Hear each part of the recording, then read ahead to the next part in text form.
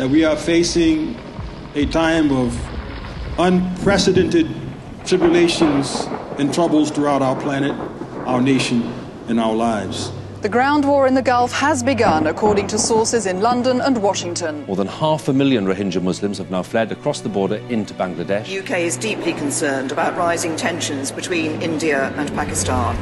When you hear of wars and rumors of wars, nation will rise against nation and kingdom against kingdom. There will be earthquakes in various places and famines. The war in Yemen has devolved into a full-fledged humanitarian crisis. The current situation prevailing in the world indicates that despite the fact that we understand that there is another world war coming, the entire world will be affected by this fallout. Nevertheless, we are slowly moving towards it. My prayer is this.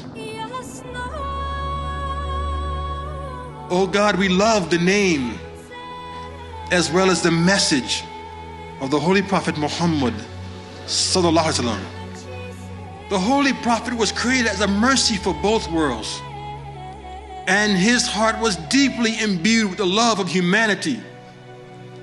So our love for the Holy Prophet demands we must feel for the suffering of all humanity and do our best to ameliorate its miserable existence.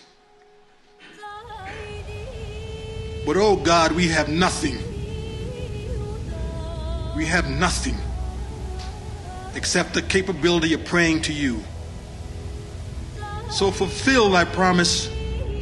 Make us the instruments of prayers which will cause that revolution wherein lies the salvation of this planet